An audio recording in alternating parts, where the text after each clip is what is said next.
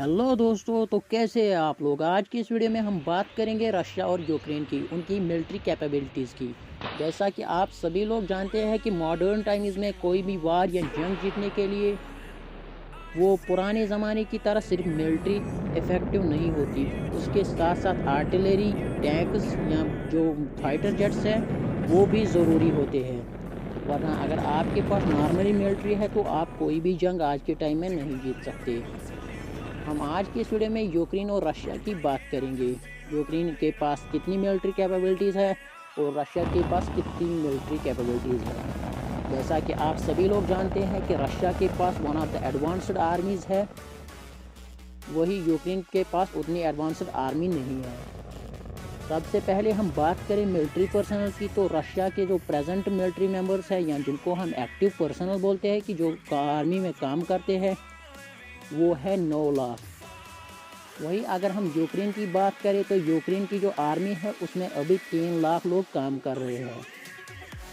Russia की army में navy, arrow special forces, strategic rocket forces, airborne forces, railway forces और paramilitary शामिल है।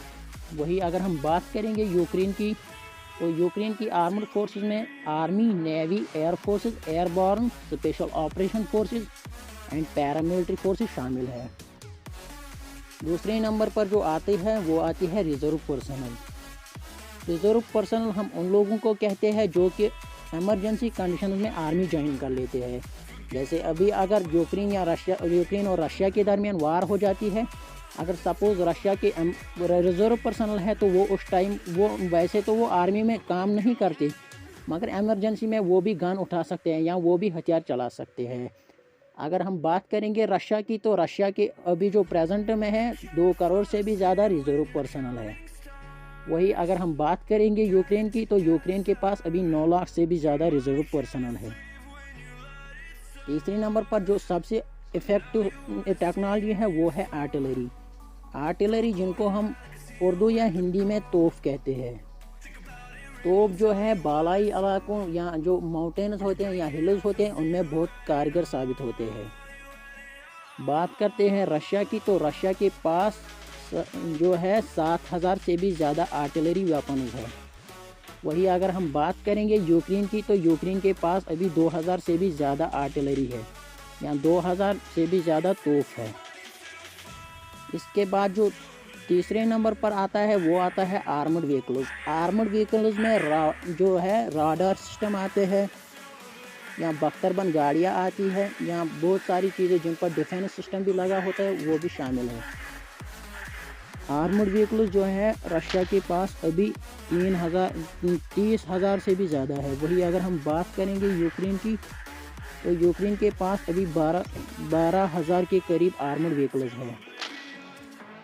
इसके बाद जो ग्राउंड लेवल पर अगर हम देखें, तो ग्राउंड लेवल पर सबसे इफेक्टिव जो वार करने के लिए होती है वो होती है टैंक्स। टैंक्स के अलावा बहुत सारी चीज़ें भी होती है, मगर टैंक्स ग्राउंड लेवल पर सबसे अच्छी कारगर साबित होती है। बात करते हैं रशिया की, तो रशिया के पास अभी 12,000 से भी ज़्यादा टैंक्स है। वही अगर हम बात करेंगे यूक्रेन की, तो यूक्रेन के पास अभी 2,000 से भी ज़्यादा टैंक्स है। इसके बाद जो आता है नंबर 5 पर वो आता है अटैक हेलीकॉप्टर। अटैक हेलीकॉप्टर हम उन हेलीकॉप्टर्स को बोलते हैं जो अटैक करने के काबिल होते हैं या जो साइज़ में तो बहुत छोटे होते हैं, मगर वो छोटे छोटे मिसाइल भी किसी मुल्क पर डाल सकते हैं और जिन पर मशीन गन्स भी छोटे छोटे लगे होते हैं। अगर हम बात करेंगे रशिया की, तो रशिया के पास अभी 500 से भी ज़्यादा अटैक हेलीकॉप्टर है। वही अगर हम बात करेंगे यूक्रेन की, तो यूक्रेन के पास सिर्फ 30 ही हेलीकॉप्टर जो है अटैक हेलीकॉप्टर है। बात करेंगे अब छठे नंबर पर जो आता है फाइटर एयरक्राफ्ट की। फाइटर एयरक्राफ्ट वो एयरक्राफ्ट होते हैं जो बड़े बड़े मिसाइल या बॉम्ब भी ले जा सकते हैं या जो किसी भी डिफेंस सिस्टम को तबाह भी कर सकते हैं, किसी भी मुल्क पर बड़े बड़े मिसाइल मार सकते हैं या बॉम्ब भी किसी मुल्क पर गिरा सकते हैं। अगर हम बात करेंगे रशिया की, तो रशिया के पास अभी 1500 से भी ज़्यादा फाइटर एयरक्राफ्ट मौजूद है।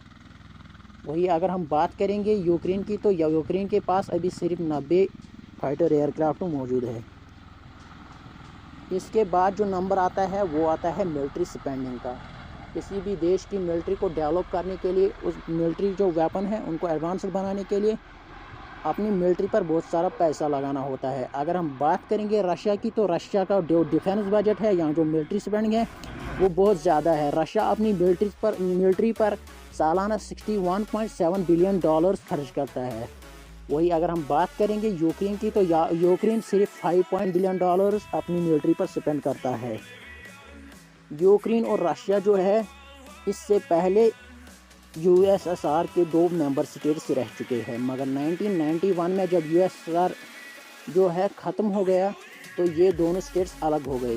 कहने को तो ये दोनों स्टेट्स सुपर पावर थी एक हिसाब से, क्योंकि दोनों स्टेट्स के पास यूएसएसआर के टाइम न्यूक्लियर वेपन थे, मगर यूक्रेन जो है उसने नॉन प्रोलिफरेशन ट्रीटी या NPT जैसे ट्रीटी साइन कर लिए, जिसके बाद उसको अपने न्यूक्लियर वेपन्स जो है वो डंप करने पड़े। आज के टाइम में यूक्रेन जो है वो वैसे हथियार के मामले में या मिलिट्री पर्सनल के मामले में तो जो है रशिया से जंग नहीं जीत सकता, मगर अगर वो, जैसे कि आप जानते हैं कि तारीख में या हिस्ट्री में बहुत बार ऐसा हुआ है कि एक छोटी आर्मी जिसके पास कोई हथियार भी नहीं होता था, उसने भी बड़ी बड़ी आर्मीज़ को धूल चटाई है। ये सभी एक दिमाग का खेल होता है। जैसे अगर आपका दिमाग अच्छा चलता है तो आप छोटे छोटे हथियार इस्तेमाल करके भी बड़ी आर्मीज़ को तबाह बर्बाद कर सकते हैं। और अगर आपको आज का हमारा ये वीडियो अच्छा लगा तो हमारी इस वीडियो को लाइक करो और जो चैनल है उसको भी सब्सक्राइब करना मत भूलिए।